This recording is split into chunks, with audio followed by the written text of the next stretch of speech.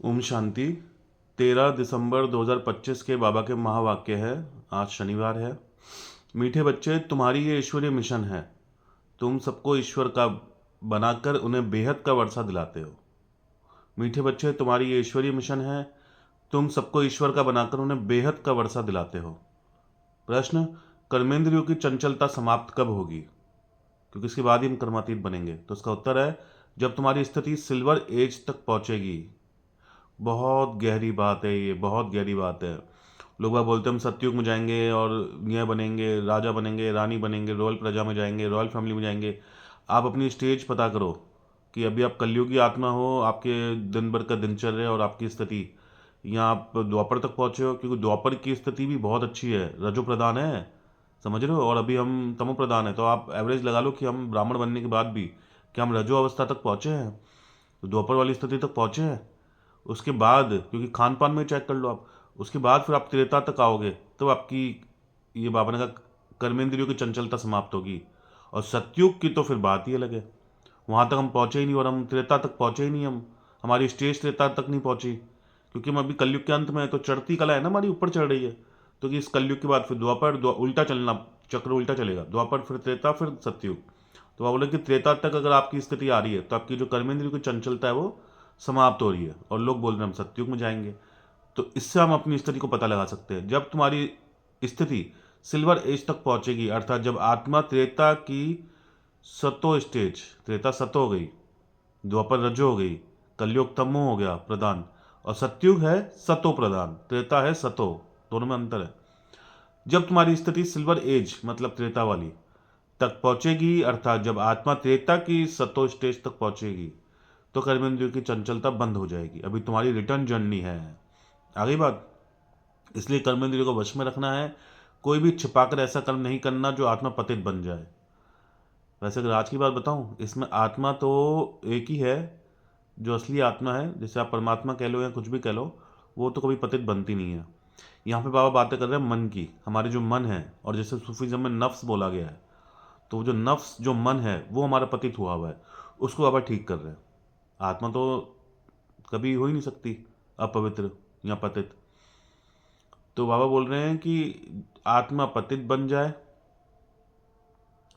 ऐसा कर्म नहीं करना जिससे आत्मा पतित बन जाए। अविनाशी सर्जन तुम्हें परहेज बता रहे हैं, उस पर चलते रहो। अविनाशी सर्जन शिव बाबा तुम्हें परहेज बता रहे हैं, उस पर चलते रहो। गीत: मुखड़ा देख ले प्राणी दर्पण में, जिसका भक्ति मार्ग में क्या दृष्टांत है कि नारद ने कहा कि मैं लक्ष्मी को वरूंगा, तो किसी ने बोला भाई तू अपना चेहरा तो देख पानी में, बंदर की शक्ल है तेरी, तू क्या लक्ष्मी को वरेगा? तो आप बोल रहे कि आप अपनी स्थिति देखो कि आप क्या हो, क्या सत्युग की लक्ष्मी को वरने लायक हो, चेक करो। मुखरा देख ले मतलब चेहरा, चेहरे की बात नहीं है यहाँ पे, यहाँ पे आपकी स्थिति और आपकी जो स्टेज है उसकी बात है। ओम शांति। रूहानी बच्चों प्रति रूहानी बाप समझा रहे हैं, ना सिर्फ तुम बच्चों को, जो भी रूहानी बच्चे प्रजापिता ब्रह्मा मुख वंशावली है, वह जानते हैं हम ब्राह्मणों को ही बाप समझाते हैं। पहले तुम शूद्र थे, फिर आकर ब्राह्मण बने हो। बाप ने वर्णों का हिसाब समझाया है। दुनिया में वर्णों को भी समझते नहीं, सिर्फ गायन है। अभी तुम ब्राह्मण वर्ण के हो, फिर देवता वर्ण बनेंगे। अभी हम संगम पे ब्राह्मण बने, फिर सत्युग में देवता वर्ण बनेंगे। विचार करो ये बात कितनी सच है। जज योर सेल्फ, तुम खुद सोचो और खुद इस पर निर्णय लो। हमारी बात सुनो और वेट करो। आप बोल रहे तुम मेरी बात सुनो और दुनिया की बात सुनो, दोनों में तुम डिफरेंस कर लो, कितना ज़्यादा कॉन्ट्रोडिक्शन है। शास्त्र जो जन्म जन्मांतर सुने हैं और जो ज्ञान सागर बाप समझाते हैं, उनमें आपस में तुम आप बोल रहे कि जो शास्त्र दुनिया वाले हैं और जो बाबा असली गीता सुना रहे हैं, इन दोनों का डिफरेंस पता करो कि सच क्या है, राइट क्या है, पता पड़ जाएगा। जैसे मैंने कई बार बताया कि भाई द्वापर के अंत में अगर श्री कृष्ण ने गीता सुनाई तो फिर कलयुग क्यों आया, फिर दुनिया का पतन क्यों हुआ, फिर तो उत्थान होना चाहिए।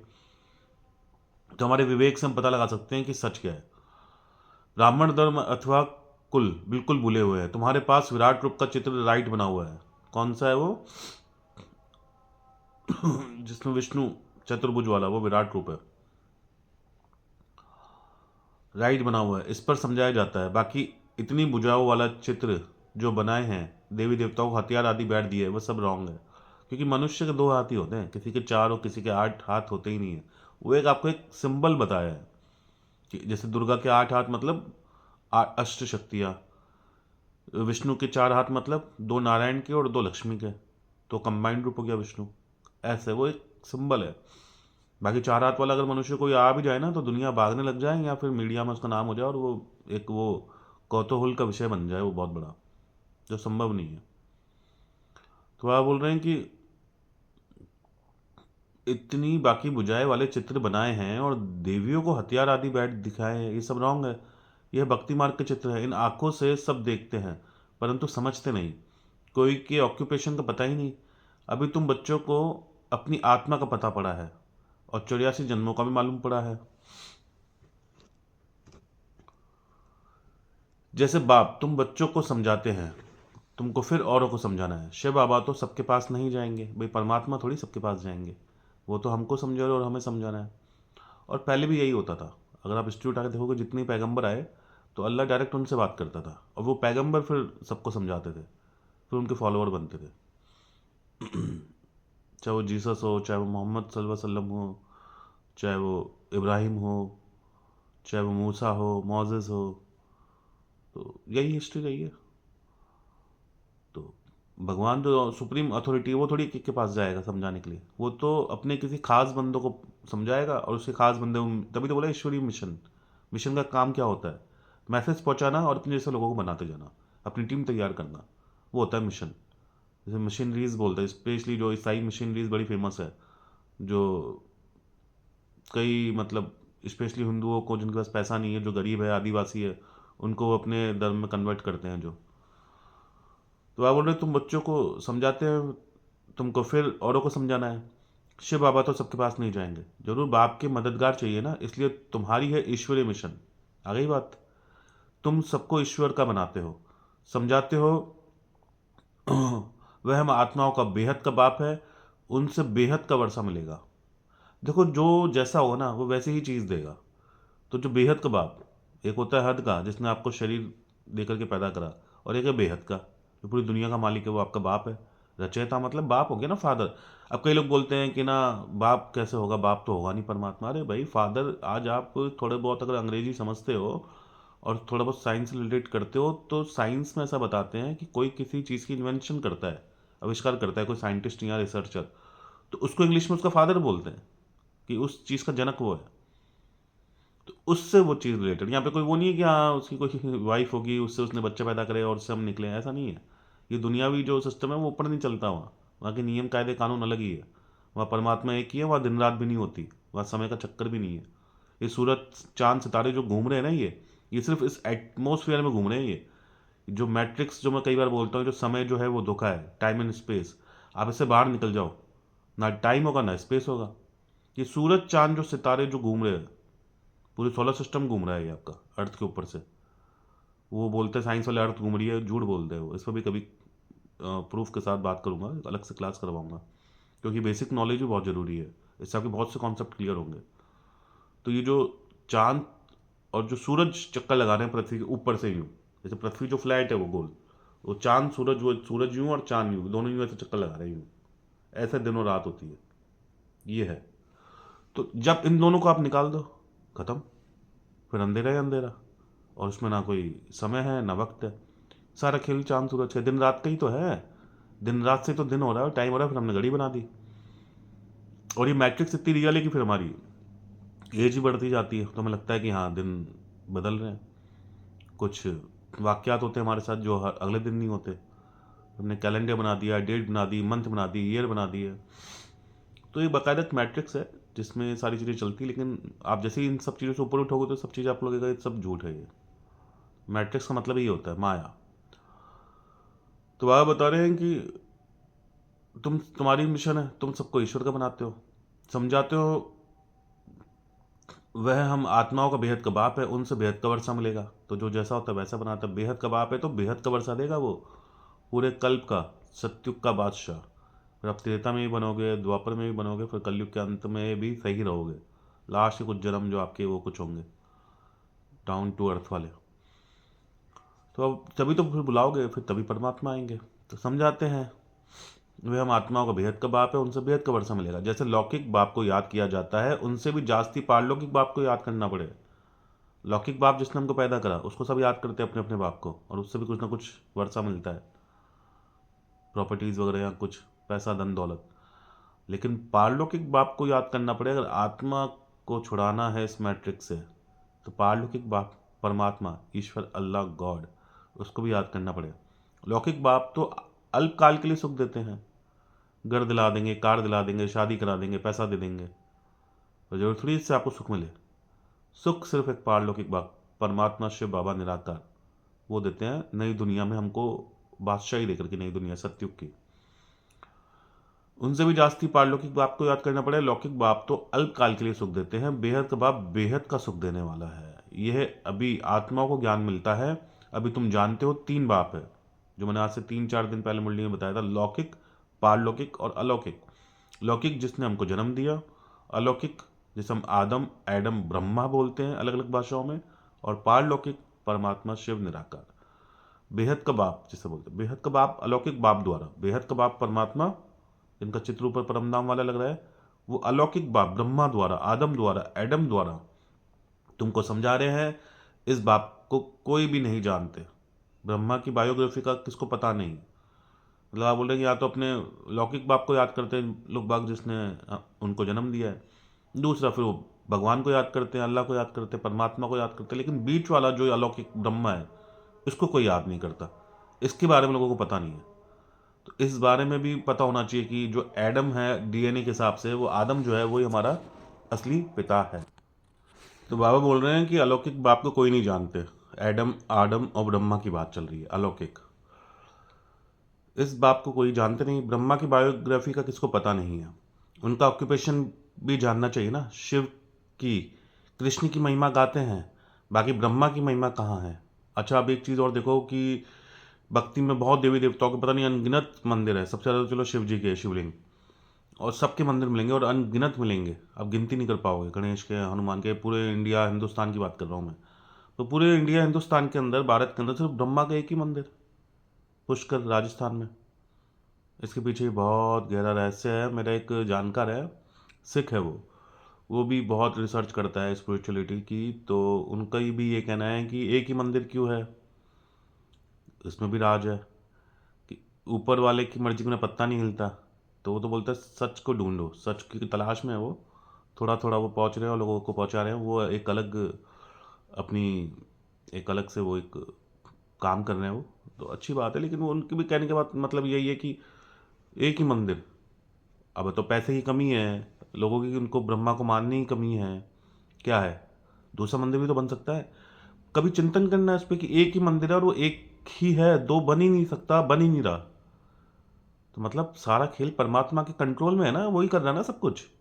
तो ये तो कल को उठ के कोई बना सकता है और कहीं भी बना सकता है। यहाँ कहीं ब्रह्मा को कोई जानता नहीं है अच्छे से, या ब्रह्मा को कोई मानता नहीं है, या लोगों के पास पैसा नहीं है, या भक्ति की कमी हो गई, या दान पुण्य करना बंद कर दिया। भक्ति के नाम पे तो आज इतना दान पुण्य हो रहा है जो आज तक कभी नहीं हुआ। लेकिन मंदिर सिर्फ एक ही है और वही रहेगा। राज है ना, और परमात्मा की इच्छा, मतलब उसकी मर्जी को ना पत्ता नहीं हिलता। उनके कहना मतलब ये है, और ये इस बात में कुछ हद तक सच भी है, बात ये है। खैर, तो शिव की, कृष्ण की महिमा गाते हैं, बाकी ब्रह्मा की महिमा कहाँ है। निराकार बाप को जरूर मुक्त तो चाहिए ना, जिससे अमृत दे, ज्ञान अमृत। भक्ति मार्ग में बाप को कभी यथार्थ रीति याद नहीं कर सकते। अभी तुम जानते समझते हो शिव बाबा का ये रथ है, रथ को भी श्रृंगार करते हैं ना। जैसे बाबा वैसे अक्सर तो उनका नाम लेते थे, हुसैन की घोड़े को, पर आज इस यहाँ पे मैं पहली बार देख रहा हूँ कि जैसे मोहम्मद की घोड़े को भी सजाते हैं। तो हो सकता है सजाते होंगे कि पैगंबर रहे हैं। वैसे अक्सर बाबा मुरली बोलते हैं हुसैन की घोड़े को जैसे सजाते थे। तो इसमें आया है कि जैसे मोहम्मद की घोड़े को भी सजाते हैं। तुम बच्चे कितना अच्छी रीति मनुष्य को समझाते हो। अच्छा, इसमें ये क्यों ये बाबा को बोलना पड़ा कि मोहम्मद जब घोड़े पे बैठ रहे हैं सल्लल्लाहु अलैहि वसल्लम, तो वो एक सवारी कर रहे हैं, सवारी की। तो करने वाला अलग है और सवारी अलग है। वैसे ही हमारा शरीर जो है वो हमारी सवारी है आत्मा की, और सवारी करने वाली आत्मा है। तो बाबा ने कहा कि जैसे मैं परमात्मा ब्रह्मा के तन में आता हूँ, तो मैं परमात्मा तो सवारी करने वाली हो गई, और सवारी होगी ब्रह्मा का तन। तो उसको भी सजाते हैं, उसकी देखभाल करनी चाहिए, करते हैं। जैसे गुलजार दादी के लिए करते थे जब बाबा आते थे, अब एक बाप दादा। इतना बड़ा बैच लगता था वो हीरे का, डायमंड का। और तो आप बोल रहे तुम बच्चों को कितनी अच्छी रीति मनुष्य को समझाना है, तुम सभी की बड़ाई करते हो, मतलब तारीफ करते हो। बोलते हो तुम ये देवता थे, फिर 84 जन्म भोग तमो प्रधान बने हो, अब फिर सतो प्रधान बनना है, तो उसके लिए फिर योग चाहिए, परंतु बड़ा मुश्किल कोई समझते हैं। समझ जाए तो खुशी का पारा चढ़े, समझाने वाले का तो और ही पारा चढ़ जाए। वहाँ बोले समझाने वाले का भी चढ़ेगा, क्योंकि वो ज़्यादा समझ रहा है तभी तो समझा रहा है वो। और जैसे ही वो उसमें फील करेगा, इसलिए मैंने एक चीज़ नोट करी, आप मुरली पढ़ लो, सुन लो, लेकिन आप जब मुरली सुनाओगे किसी को, उसका एक अलग ही मज़ा है, वो अलग से आपके अलग से बैठेगी दिमाग में। तो उसके लिए योग चाहिए, परंतु बड़ा मुश्किल कोई समझता नहीं। समझ जाए तो खुशी का पारा चढ़ जाए, समझाने वाले का तो और भी पारा चढ़ जाए। बेहद के बाप का परिचय देना कोई कम बात है क्या? परमात्मा, अल्लाह, निराकार ईश्वर का परिचय देना कम बात है क्या? समझ नहीं सकते, कहते हैं ये कैसे हो सकता है। अच्छा, कई लोग मुझको भी, जब कईयों को, अलग अलग धर्मों वालों को भी मैं बताता हूँ, चलो हिंदू धर्म का ही बताता हूँ, मैं इनको ही बता देता हूँ भाई परमात्मा है, तो वो यकीन नहीं करते। बोले भगवान, वो भी एक जो पूरी दुनिया का मालिक हो, वो आया हुआ है ब्रह्मा कुमारी हेडक्वार्टर माउंट आबू में। समझ में नहीं आता, सर चक्री खा जाता है उनका। खैर, सच की नाव हिलती डुलती है, डूबती नहीं है। बेहद के बाप की जीवन कहानी सुनाते हैं। अब बाप कहते हैं बच्चे पावन बनो। तुम पकारते थे ना कि हे पतित पावन आओ, गीता में भी है मन मना भव का अक्षर कि मन मुझ में लगाओ, परंतु उनकी समझानी कोई के पास नहीं। बाप आत्मा का ज्ञान भी कितना क्लियर समझाते हैं। कोई शास्त्रों में बातें नहीं, बल्कि कहते भी है कि आत्मा बिंदी है, प्रकृति के बीच स्टार है, परंतु यथार्थ रीति किसी की बुद्धि में नहीं। यथार्थ रीति मतलब अच्छे से कोई नहीं समझता, वह भी जानना पड़े। कलयुग में ही अनराइटियस, सतयुग में है राइटियस। कलयुग में है सब अनराइटियस और सतयुग में है सब राइटियस। भक्ति मार्ग में मनुष्य समझते हैं ये सब ईश्वर से मिलने के रास्ते हैं, इसलिए तुम पहले फॉर्म भराते हो कि यहाँ क्यों आए हो। इसमें भी तुमको बेहद के बाप का परिचय देना है। पूछते हो आत्मा और बाप कौन है, बताओ। पूछते हो आत्मा का बाप कौन है। सर्वव्यापी कहने से तो कोई अर्थ है ही नहीं निकलता भाई। सर्वव्यापी आप कह दोगे सब में है, तो कोई अर्थ निकलता नहीं। सब में है तो क्यों परेशान हो रहे हो। सबका बाप कौन है, ये है मुख्य बात। अपने अपने घर में भी तुम समझा सकते हो। बोले बाबा ने कहा चैरिटी बिगिंस एट होम, घर से शुरुआत करो। एक दो मुख्य चित्र, सीढ़ी, त्रिमूर्ति, जाड़, ये बहुत जरूरी है। जाड़ मतलब पेड़ वाला, कल्प वृक्ष। जाड़ से सब धर्म वाले समझ सकते हैं हमारा धर्म कब शुरू हुआ। हम इस हिसाब से स्वर्ग में जा सकते हैं, जो आते ही पीछे वो स्वर्ग में जा ना सके, बाकी शांति धाम में जा सकेंगे। जाड़ में भी बहुत क्लियर होता है, जो जो धर्म पीछे आए हैं उन्हीं की आत्मा जरूर ऊपर में जाए विराजमान होगी। नंबर वन, तुम्हारी बुद्धि में सारा फाउंडेशन लगाया जाता है। बाप कहते हैं आदि सनातन देवी देवता धर्म का सैपलिंग लगा, तो फिर इसके झाड़ के पत्ते भी तुमको बनाने हैं। पत्ते बिगड़ तो झाड़ होता नहीं, इसलिए बाबा पुरुषार्थ कराते रहते हैं आप समान बनाने के लिए। और धर्म वालों को पत्ते नहीं बनाने पड़ते हैं, वह तो ऊपर से आते हैं और फाउंडेशन लगाते हैं, और फिर पत्ते पीछे ऊपर से आते जाते हैं। तुम फिर झाड़ की वृद्धि के लिए ये सब प्रदर्शनी आदि करते हो, इससे पत्ते लगते हैं, फिर तूफान आने से गिर पड़ते हैं, माया को तूफान आने से मुरझा भी जाते हैं। ये आदि सनातन देवी देवता धर्म की स्थापना हो रही है, इसमें लड़ाई आदि की कोई बात नहीं। भाई जैसे गीता में बताया उनकी कि लड़ाई करनी पड़ेगी, धर्म अधर्म की लड़ाई। और धर्म बाइबल में भी बताया कि तुम लड़ो, और धर्मों में बताया, इस्लाम में बताया तुम लड़ो, लेकिन वहाँ बोल रहे हैं यहाँ पे तुमको लड़ना नहीं सिखाते। यहाँ पे लड़ाई है अपनी बुराइयों से। अपने अंदर जाओ, काम क्रोध लोभ मोह अहंकार, उनसे लड़ो।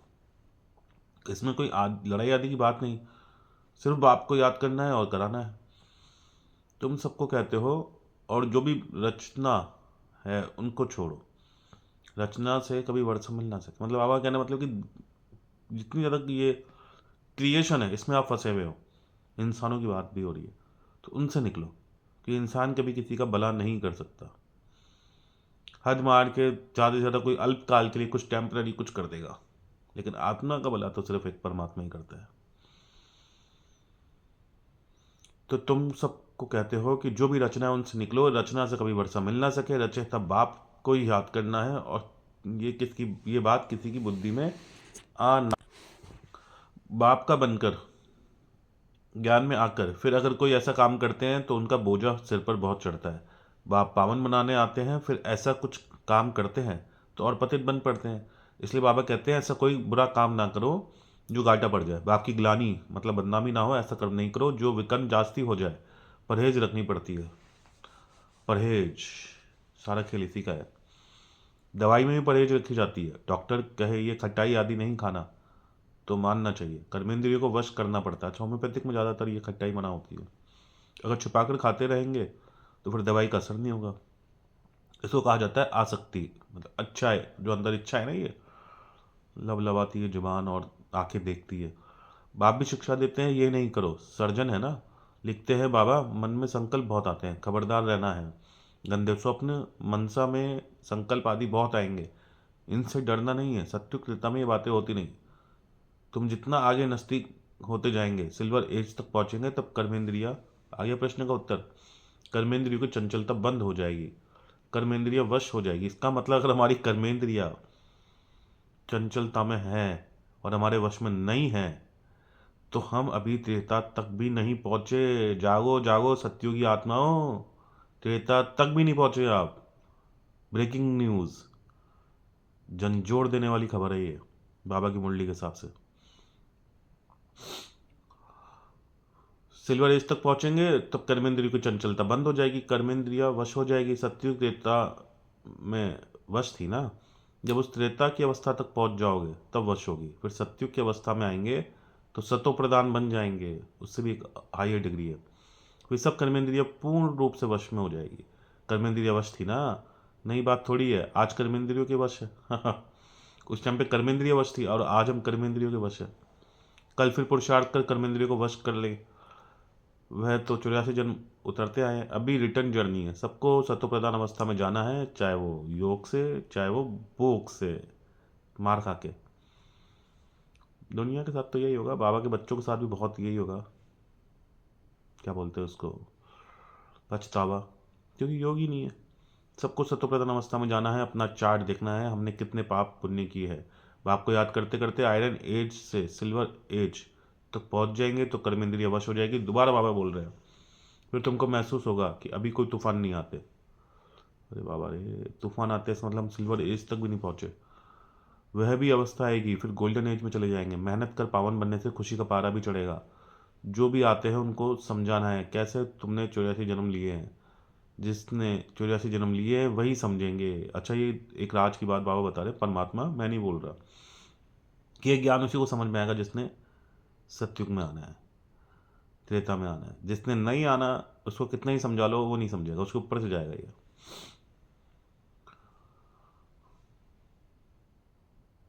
जिसने 84 जन्म लिए वही समझेंगे, कहेंगे अब बाप को याद कर मालिक बनना है। 84 जन्म नहीं तो समझते नहीं और राजाई के मालिक भी नहीं बनेंगे। हम तो हिम्मत दिलाते हैं, अच्छी बात सुनाते हैं, तुम नीचे गिर पड़ते हो। जिसने 84 जन्म लिए होंगे उनको जट स्मृति आएगी। बाप कहते हैं तुम शांति धाम में पवित्र थे, और फिर तुमको शांति धाम सुख धाम में जाने का रास्ता बताते हैं। और कोई भी रास्ता बता ना सके सिर्फ परमात्मा के अलावा। शांति धाम में भी पावन आत्माएं भी जा सकती है, सिर्फ शांति धाम में सिर्फ पावन आत्माएं जा सकती है। जितना खाद निकलती जाएगी आत्मा में से उतना उच्च पद मिलेगा। जो जितना पुरुषार्थ करे, हर एक के पुरुषार्थ को हम देख रहे हैं। बाबा भी बहुत जल्दी बहुत अच्छी मदद करते हैं। यह तो जैसे पुराना बच्चा है, ब्रह्मा बाबा के लिए बाबा बोल रहे हैं। हर एक की नब्ज को समझते हैं ना। सयाने जो होंगे वो जट समझ जाएंगे बेहद का बाप है, उनसे जरूर वर्षा मिलना है। और पहले मिला भी था, अब नहीं है। वर्षा अभी नहीं है, फिर मिल रहा है। मतलब पहले मिला था, अभी नहीं है, फिर मिल रहा है। एम ऑब्जेक्ट सामने खड़ा है, लक्ष्य हमारा लक्ष्मी नारायण। बाप ने जब स्वर्ग की स्थापना की थी तुम स्वर्ग के मालिक थे, फिर 84 जन्म ले नीचे उतरते आए हो। अभी यह तुम्हारा अंतिम जन्म है, हिस्ट्री रिपीट हो जाएगी। तुम सारा 84 का हिसाब बताते हो, जितना समझेंगे उतना पत्ते बनते जाएंगे। जो आपने कहा ईश्वरीय मिशन ऊपर जो बताया, और जो पत्ते वो सैपलिंग लग रही है वो पत्ते बनते जाएंगे ईश्वरीय झाड़ के।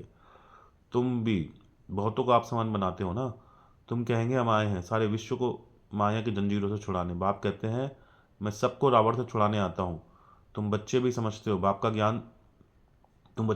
कि बाप ज्ञान का सागर है। तुम भी ज्ञान प्राप्त कर मास्टर ज्ञान सागर बनते हो। ज्ञान अलग है, भक्ति अलग है। तुम जानते हो भारत का प्राचीन राजयोग बाप सिखलाते हैं, कोई मनुष्य सिखला नहीं सकता। परंतु यह बात सबको कैसे बताए? यहाँ तो असुरों के विघ्न बहुत पड़ते हैं। आगे तो समझते थे शायद कोई किचड़ा डालते हैं, अभी समझते हो कि ये विघ्न कैसे डालते हैं। बुराइयाँ करके, बदनामी करके, रोक करके कईयों को, या बहुत सी चीज़ें। हमने कहा नथिंग न्यू, कल पहले भी हुआ था। लूप, टाइम लूप की बात आ गई। तुम्हारी बुद्धि में सारा चक्र फिरता रहता है। बाबा हमको सृष्टि के आदि मध्य अंत का राज समझा रहे हैं। बाबा हमको लाइट हाउस का टाइटल भी देते हैं। एक आंख में मुक्तिधाम, दूसरी आंख में जीवन मुक्तिधाम। तुमको शांति धाम में जाकर फिर सुखधाम में आना है। शांति धाम परम धाम जाएंगे, उसके बाद फिर सत्युग में आएंगे। सुखधाम मतलब सत्युग।